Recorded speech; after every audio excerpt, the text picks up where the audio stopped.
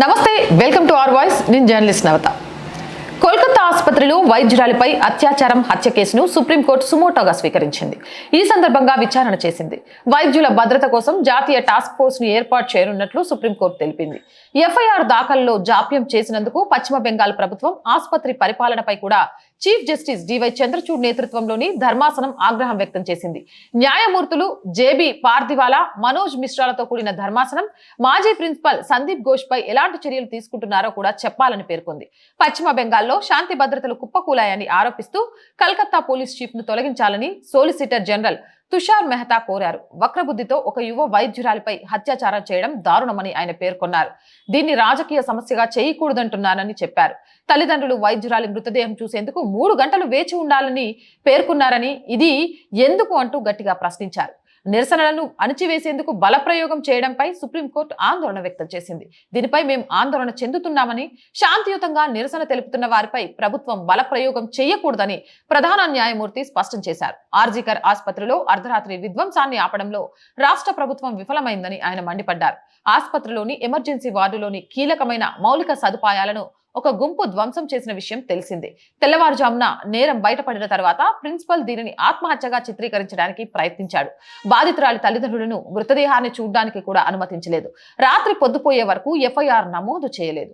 FIR ని ఆలస్యం చేయడం సరికాదు అని సిజేఐడివై చంద్రచూడ్ స్పష్టం చేశారు. డాక్టర్లు, మహిళా వైద్యుల భద్రత జాతీయ ప్రయోజనాలకు సంబంధించిన అంశం. చర్యలు తీసుకోండి. దేశం మరో అత్యాచారం కోసం వేచి ఉండదు. ఆరోగ్య కార్యకర్తలను రక్షించడానికి రాష్ట్రంలో చట్టాలున్నాయి, కానీ అవి వ్యవస్థాగత సమస్యలను పరిష్కరించవు అని ఆయన తెలిపారు. ట్రైనీ డాక్టర్ శరీరాన్ని ఆమె పేరెంట్స్ కి అప్పగించడంలో ఎందుకు జాప్యం చేశారని బెంగాల్ సర్కార్ ని కోర్టు ప్రశ్నించింది. ఈ కేసుని విచారించడంలోనూ బెంగాల్ పోలీసులు నిర్లక్ష్యంగా వ్యవహరించినట్లు కోర్టు చెప్పింది. ట్రైనీ డాక్టర్ అత్యాచారం హత్య కేసును బెంగాల్ ప్రభుత్వం సరైన రీతిలో నియంత్రించలేకపోయిందని, ఆసుపత్రిలో జరిగిన విధ్వంసాన్ని ఎందుకు అడ్డుకోలేకపోయిందని కోర్టు ఆగ్రహం వ్యక్తం చేసింది. దీని పట్ల తీవ్ర ఆందోళన వ్యక్తం చేస్తున్నట్లు సిజేఐ చంద్రచూడ్ వెల్లడించారు. విచారణ సందర్భంగా జూనియర్, సీనియర్ డాక్టర్ల భద్రతపై సుప్రీంకోర్టు ఆందోళన వ్యక్తం చేసింది. అయితే డాక్టర్ల సమ్మెతో వైద్య సేవలపై తీవ్ర ప్రభావం పడుతుందని పేర్కొంది. ఈ మేరకు వైద్యులు వెంటనే సమ్మె విరమించి తమ విధుల్లోకి చేరాలని కోరింది. వైద్యులందరి భద్రత, సంక్షేమానికి సంబంధించిన విషయాల్ని కోర్టు పరిశీలిస్తున్నందున ప్రస్తుతం విధులకు దూరంగా ఉన్న వైద్యులు వీలైనంత త్వరగా తిరిగి విధుల్లోకి చేరాలని మేము కోరుతున్నామని సుప్రీం ధర్మాసనం తెలిపింది. ఏదేమైనా సుప్రీంకోర్టు మమతా బెనర్జీ ప్రభుత్వానికి మొట్టకాయ వేసినట్టుగా గట్టిగా చెప్పింది. అయినా అర్థం కాని విషయం ఏంటి అంటే, ఆమె రోడ్డెక్కి ధర్నాలు చేస్తోంది.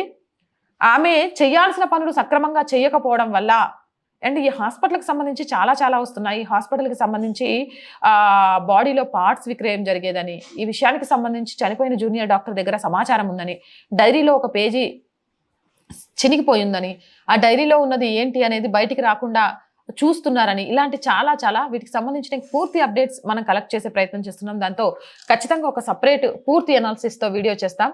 ఏదేమైనా కానీ justice for Calcutta junior doctor, ఖచ్చితంగా న్యాయం జరగాలి. ఒక ఆడపిల్ల నిజాల్ని నిర్భయంగా చెప్పగలగాలి. నిజాల్ని నిర్భయంగా చెప్పాలనుకుంటే మాన ప్రాణాలను కొట్టుకోవాల్సి వస్తుంది అని భయపడే స్థితికి తీసుకురాకుండా ఉండాలి అంటే ఈ కేసులో ముద్దాయిలకు కఠినాతి కఠినమైన, అంటే ఉరిశిక్ష వేసేస్తే అయిపోతుంది కదా, అది ప్రజలందరూ చూసే విధంగా, ఇంకో అమ్మాయి ధైర్యంగా సమాజంలో పోరాడుతున్నప్పుడు ఆ అమ్మాయి మీద ఎవడైనా అత్యాచారం హత్య చేయాలంటే భయపడిపోవాలి అనే విధంగా ప్రతి ఒక్కరు చూసే విధంగా శిక్షణ అమలు చేయాలి. మీరేమంటారు?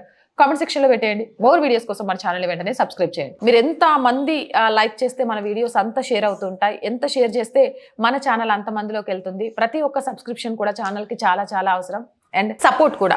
ఈ ఛానల్ ద్వారా జాతీయవాదం, సనాతన ధర్మం, దేశహితం, సమాజ శ్రేయస్సు ప్రజల్లోకి వెళ్తోంది అనుకుంటే ఖచ్చితంగా ఆర్థిక చేయూతను అందించండి. ఈ ఛానల్కి మీ అందరి ఆర్థిక చేయూత చాలా అవసరం. ఆర్థికంగా చేయూతను అందించాలి అనుకుంటే సబ్స్క్రిప్షన్ పక్కనే జాయిన్ అనే బటన్ కనిపిస్తుంది. 1 to 5 లెవెల్స్ ఉంటాయి. ఏదో ఒక లెవెల్లో సపోర్ట్ చేయొచ్చు. లేదా స్క్రీన్ మీద గూగుల్ పే, ఫోన్ పేతో పాటు అకౌంట్ డీటెయిల్స్ కూడా ఉంటాయి. అలా అయినా సపోర్ట్ చేయొచ్చు. మీరు చేసే ప్రతి రూపాయి కూడా ఈ ఛానల్ ఇంకా ముందుకెళ్తూ ప్రభుత్వానికి, ప్రజలకి వారధిగా ఉంటూ ప్రశ్నించడంతో పాటు జాతీయవాదాన్ని జనాల్లోకి తీసుకెళ్లడంలో వెన్ను చూపదని మాటిస్తున్నాం. So please subscribe our channel, support our channel. జై భారత్.